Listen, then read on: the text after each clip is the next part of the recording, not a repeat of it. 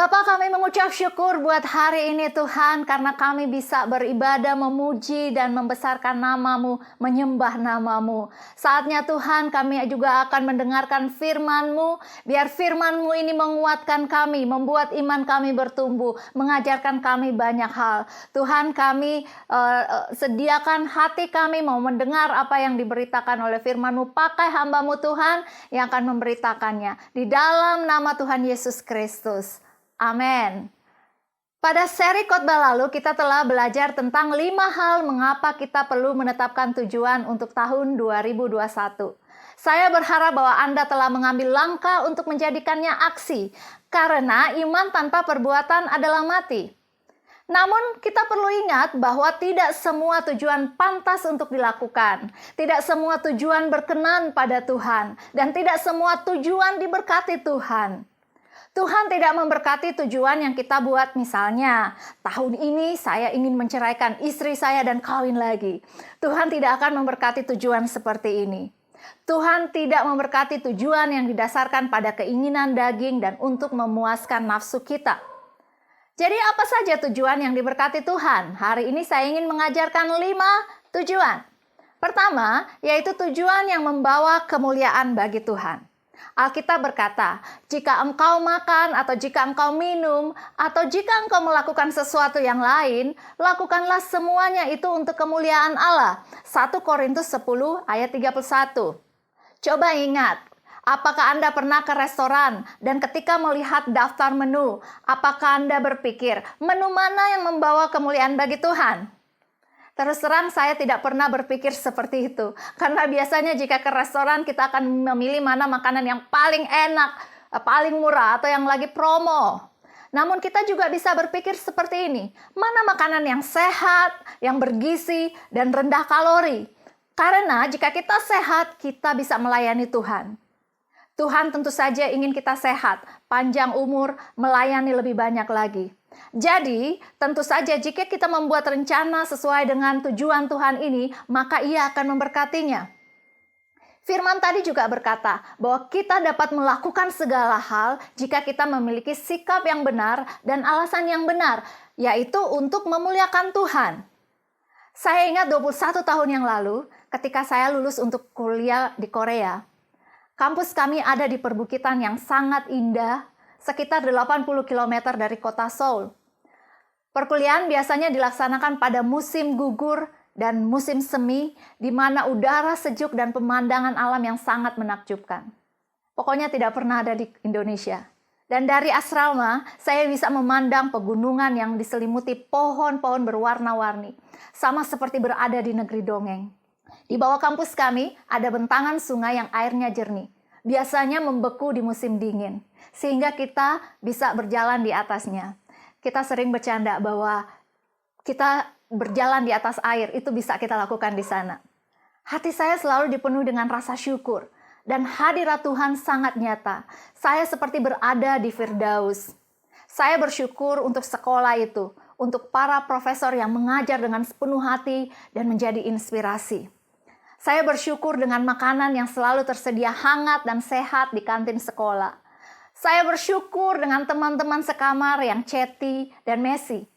Di kampus saya itu ada vending machine di mana-mana. Dengan koin 100 won saya bisa mendapatkan 1 cup kopi panas yang sangat nikmat diminum saat cuaca dingin. Saya bukan peminum kopi sebelumnya, tapi kalau ada yang bertanya sejak kapan saya mulai menyukai kopi, mungkin saat itu. Bagi seorang mahasiswa program beasiswa, 100 won itu cukup berharga. Saya tidak punya banyak uang. Tapi saya senang mengumpul koin 100 won ini dan membeli kopi di vending mesin. Bukan 1 cup, tapi 2 cups.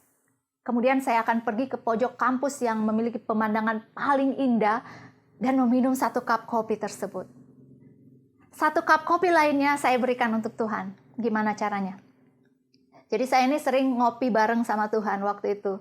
Saya tidak pernah meminum cup kopi yang kedua. Jika waktu kopi bareng Tuhan selesai, isi cup kopi kedua saya akan tumpahkan ke tanah. Mungkin jika ada yang melihat perbuatan saya ini akan menganggap aneh. Oleh sebab itu saya selalu memilih tempat-tempat yang sepi. Saya pastikan Anda bahwa keadaan psikologi saya oke-oke saja. Lama setelah itu, saya membaca buku yang berjudul The Practice of the Presence of God dari Brother Lawrence, seorang biarawan yang hidup pada abad ke-17. Brother Lawrence mengajarkan untuk kita menyadari kehadiran Tuhan dalam segala aspek hidup kita. Saat membersihkan rumah, kita mengucap syukur karena kita ada dalam rumah yang melindungi kita dari panas dan hujan. Saat mencuci piring, kita bersyukur bahwa Tuhan memberikan kita makanan sehingga ada piring yang kotor yang perlu dicuci. Apapun yang kita lakukan, bayangkan bahwa Tuhan ada di samping kita dan bercakap-cakap dengan kita. Lakukan percakapan itu di kepala kita dengan membayangkan dan menyadari kehadiran Tuhan. Maka kita sudah mempraktekkan berada dalam hadirat Tuhan. Untuk pemula ini mungkin tidak mudah. Apalagi sekarang banyak distraksi ya di sana sini. Jadi lebih gampang kalau kita berada di tempat yang sepi. Itu sebabnya sekali kita itu butuh retreat. Atau kalau lagi pergi liburan bersama keluarga, jangan menghabiskan waktu untuk memanjakan diri saja. Tapi ambil waktu menyepi dan bercakap-cakap dengan Tuhan. Jika kita sering melakukannya di tempat sepi, kita melatih diri kita sehingga akhirnya ketika kita berada di tengah keramaian sekalipun, kita bisa merasakan hadirat Tuhan. Inilah yang Paulus maksudkan sebagai berdoalah senantiasa atau berdoalah dengan tak berkesudahan. Saya lebih senang bercakap-cakap dengan Tuhan sepanjang hari, mengalami hadiratnya setiap saat, daripada 1 jam berdoa di pagi hari, kemudian sisa hari hidup seperti tidak ada Tuhan. Oke, jadi tujuan seperti apa yang memuliakan Tuhan? Yaitu tujuan yang membawa kita dekat dengannya. Semua tujuan yang membuat nama Yesus ditinggikan. Tujuan yang membuat rencana Tuhan dalam hidup kita terlaksana. Tujuan yang akan membangkitkan kasih orang lain kepada Tuhan. Tujuan yang akan menjadikan kita saksi bagi dunia. Sebab itu, juga kami berusaha, baik kami yang diam dalam tubuh ini maupun kami yang diam di luarnya, supaya kami berkenan padanya. Itu kata 2 Korintus 5 ayat 9. Yang kedua, tujuan apa yang diberkati oleh Tuhan? Yaitu tujuan yang dimotivasi oleh kasih. Lakukanlah segala pekerjaanmu dalam kasih. 1 Korintus 16 ayat 14. Tuhan lebih tertarik dengan mengapa daripada apa yang kita lakukan. Dan Tuhan lebih mementingkan hati kita daripada aksi kita. Tuhan ingin tahu kenapa kita melakukan apa yang kita lakukan. Apa motivasi kita di balik tujuan dan perbuatan kita itu. Tuhan tidak akan memberkati tujuan yang dimotivasi oleh rasa takut, oleh rasa bersalah, oleh rasa tidak aman, oleh ego atau kesombongan kita. Oh, saya ingin lebih banyak atau saya ingin lebih baik dari orang lain. Saya ingin lebih kaya dan terkenal. Saya ingin lebih banyak follower. Saya ingin postingan saya di Instagram banyak yang like dan komen. Tidak, Tuhan tidak akan memberkati tujuan seperti ini. Anda bisa saja buat rencana dan mencapainya tanpa penyertaan Tuhan. Tuhan juga tidak akan memberkati tujuan yang dibuat karena peer pressure. Oke, karena semua orang melakukannya, jadi saya juga perlu melakukan itu. Saat ini, medsos sering dijadikan ukuran kesuksesan seseorang. Namun medsos kita kan ini terus berkembang. Akhir-akhir ini saya melihat di timeline saya di Facebook ada orang-orang yang ada dipenuhi dengan status oleh orang-orang yang seusia saya atau yang lebih tua atau yang tidak jauh lebih muda. Saya berpikir, kemana anak-anak muda yang biasanya postingannya nyeleneh, tapi kreatif, sering pamer dan hura-hura.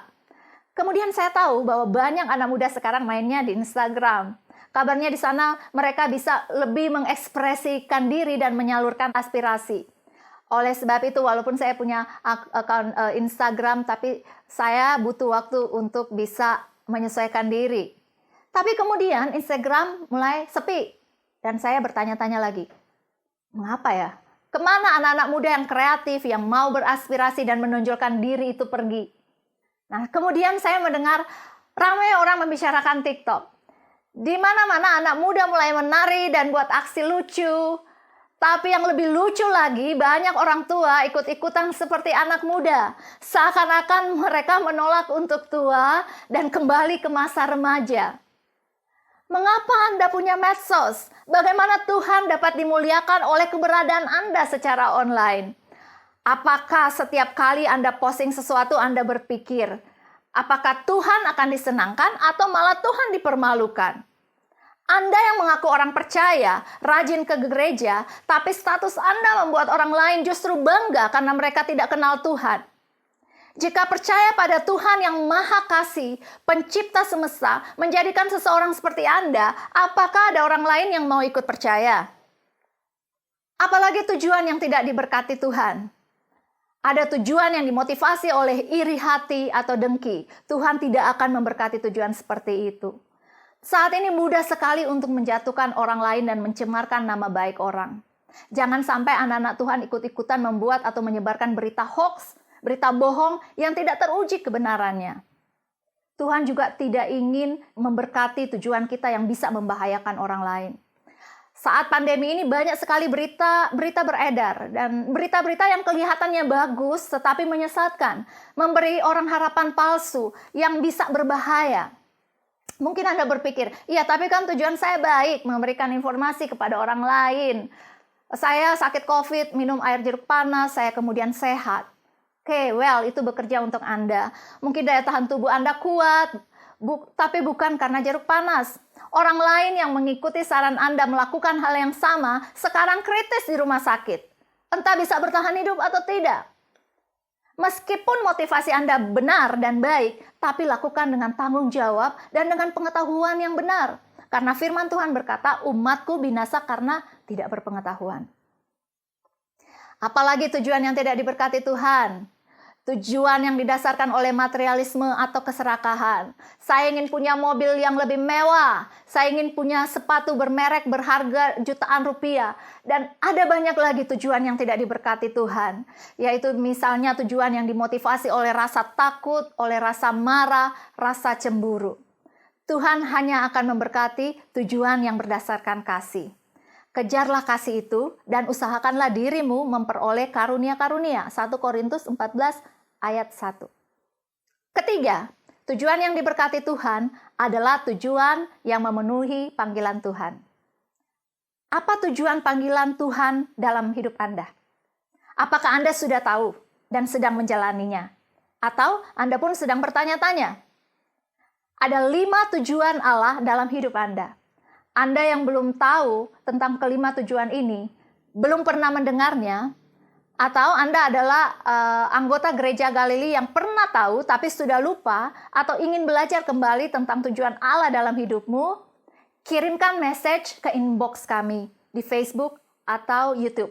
Asyik kami akan segera menghubungi Anda. Tidak ada yang lebih menderita daripada hidup tanpa tujuan. Tapi kita bukan saja perlu untuk mengetahui tujuan. Anda juga perlu mengetahui bagaimana mencapai tujuan tersebut. Gereja Galili dan setiap pelayanan yang ada di sini bersedia membantu Anda untuk mengenal tujuan tersebut dan mengajarkan Anda bagaimana cara mencapainya. Saya ingat puluhan tahun yang lalu ketika saya masih remaja. Saya berkunjung ke kota Makassar dengan Naomi teman saya. Jika Anda pernah ke sana, Anda tahu bahwa di sana banyak becak. Paling tidak zaman saya remaja dulu. Naomi ingin mengunjungi rumah saudaranya untuk pertama kalinya. Dan kami berdua ini sama-sama adalah pendatang di kota itu. Kami telah mendengar banyak cerita bahwa para tukang becak ini sering menipu pendatang yang baru, apalagi yang tidak tahu alamat tujuannya. Ada juga tukang becak yang menculik orang, kemudian merampok, dan banyak cerita horor lainnya. Jadi ketika memilih tukang becak, kami memilih berdasarkan tampang yang kami nilai baik dan jujur. Setelah memberitahu tukang becak alamat tujuan kami pun naik. Dan kami dibawa berputar-putar kompleks perumahan dan melewati tempat-tempat yang sepi selama 5 menit, 10 menit, dan 5 menit berlalu. Belum juga kami sampai pada tujuan. Dan kami mulai takut, curiga bahwa tukang becak sedang berencana jahat. Apalagi mengingat cerita yang sudah dibekali oleh cerita-cerita yang menegangkan tadi. Tiba-tiba saya punya ide brilian dan saya berbisik ke Naomi, yuk kita pura-pura yuk tahu tempat ini. Dan setelah itu kami berdua mulai bersandiwara. Saya berkata, ingat nggak itu kan rumah teman kita si A. Kemudian Naomi bilang, iya saya pernah ke sana. Dan kami berdua terus mengoceh seakan-akan kami sudah sangat tahu kompleks itu. Sementara itu, tukang becak terus mengayu tanpa suara. Ketika kami semakin cemas karena sudah tidak tahu berada di mana. Tiba-tiba tukang beca itu berhenti dan turun dari sadel sepedanya. Keringatnya mengucur, nafasnya ngos-ngosan. Dia kemudian berkata, "Saya hanya bisa sampai di sini. Kalian tidak perlu bayar, saya tidak sanggup lagi." Kami bertanya, "Loh, terus alamat kami yang tujuan kami di mana? Apakah ini di sini?" Dan dia bilang, "Saya tidak tahu." Tentu saja kami kaget. "Dari tadi kamu tidak tahu alamat, kenapa tidak bilang?" Dengan suara lelah dan wajah yang luar biasa lugunya ia berkata, "Karena saya kira kalian tahu alamatnya." Oke, tahu dari tadi begitu kita tidak perlu mengarang-arang cerita. Jadi selama 30 menit, baik kami sebagai penumpang dan si tukang beca sama-sama tidak tahu tujuan. Dan karena itu kami sama-sama rugi. Tukang beca kelelahan, kami pun sempat ketakutan. Belum lagi kami ditinggal di tempat yang asing. Karena tukang beca itu tidak mau lagi mengangkut kami. Itulah jika kita tidak tahu tujuan. Bukan hanya waktu terbuang, cemas, takut, gelap, curiga, habis tenaga, dan energi. Jadi apa sebenarnya tujuan Allah dalam hidup Anda? Secara sekilas ada 5 hal yang ingin saya katakan. Yaitu pertama, Tuhan ingin Anda menyembah Dia. Yang kedua, Tuhan ingin agar Anda memiliki fellowship dengan sesama anggota Kristus. Ketiga, Tuhan ingin Anda bertumbuh dalam iman sehingga menjadi serupa Kristus. Keempat, Tuhan ingin agar Anda memakai skill, talenta, kemampuan, kecerdasan yang telah dikaruniakannya untuk dapat melayani Dia. Kelima, Tuhan ingin Anda menjadi pemberita Injil Kristus bagi dunia. Jika Anda hidup melakukan kelima tujuan ini, along the way, Anda akan mendapatkan kepuasan, kebahagiaan, dan kepenuhan. Dan janganlah kamu menyerahkan anggota-anggota tubuhmu kepada dosa untuk dipakai sebagai senjata kelaliman. Tetapi serahkanlah hidupmu kepada Allah sebagai orang-orang yang dahulu mati, tetapi sekarang hidup. Roma 6 ayat 13. Yang keempat, tujuan yang diberkati Tuhan adalah tujuan yang ditetapkan oleh iman. Tetapi tanpa iman tidak mungkin orang berkenan pada Allah. Ini rahasia kehidupan, bahwa tujuan Tuhan dalam hidup kita bukan hanya untuk di kehidupan kita ini.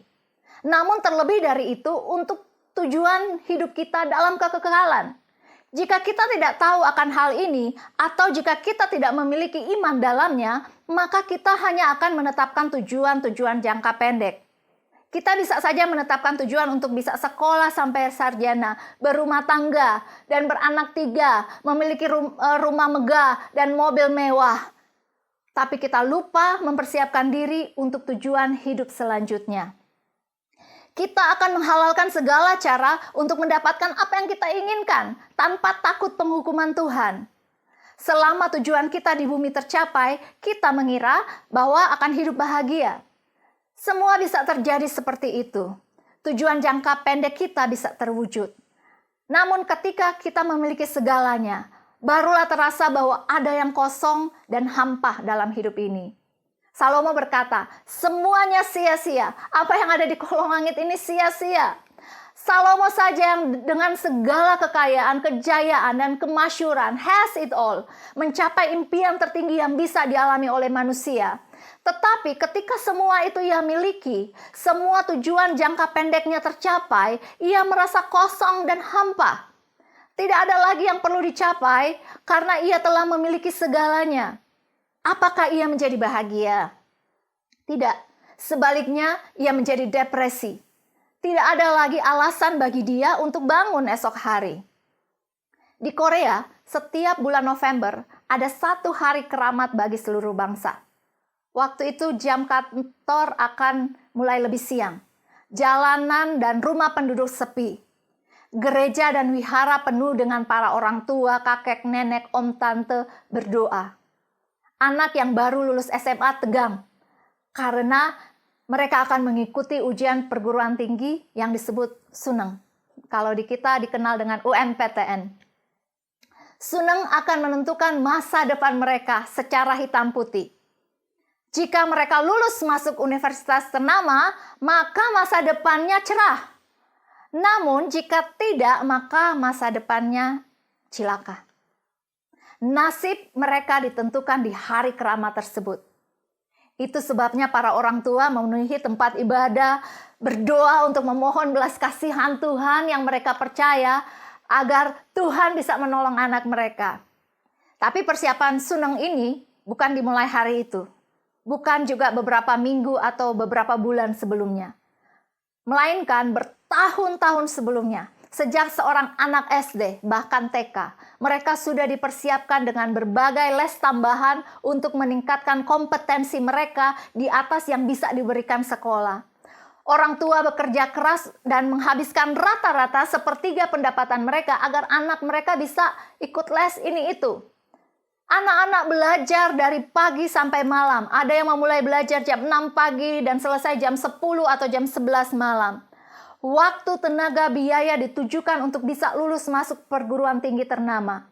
Tentu saja ini adalah suatu tekanan yang sangat luar biasa. Itulah sebabnya angka bunuh diri anak-anak remaja di sana sangat tinggi. Namun apa yang terjadi jika tujuan itu tercapai? Ketika masuk perguruan tinggi ternama terwujud. Saat itulah banyak remaja yang tiba-tiba merasa hampa. Sebagian besar porsi hidupnya hanyalah untuk mengejar cita-cita itu, bayangkan. Dan cita-cita itu menjadi segala-galanya. Tapi tiba-tiba tidak ada lagi tujuan yang harus membuat mereka berjuang. Oh, begini toh rasanya mencapai cita-cita yang sudah diusahakan sejak lama. Paling lama, rasa senang dan bangga bertahan 6 bulan. Dan setelah adrenalin, yaitu hormon yang membuat seseorang sangat senang karena pencapaiannya hilang, hidup seperti layang-layang putus. Jika tidak ada rencana atau tujuan yang lebih panjang dari itu, maka ia telah kehilangan semangat hidupnya. Kita bertanya, dan bagaimana dengan mereka yang kecewa karena tidak masuk perguruan tinggi ternama? Apa yang terjadi bagi mereka? Tentu saja tidak lebih baik. Jika tujuan hidup kita hanya didasarkan pada rencana jangka pendek, maka kita dengan mudah akan kehilangan kepuasan. Tetapi jika tujuan kita juga untuk kekekalan, maka kita akan selalu bergairah.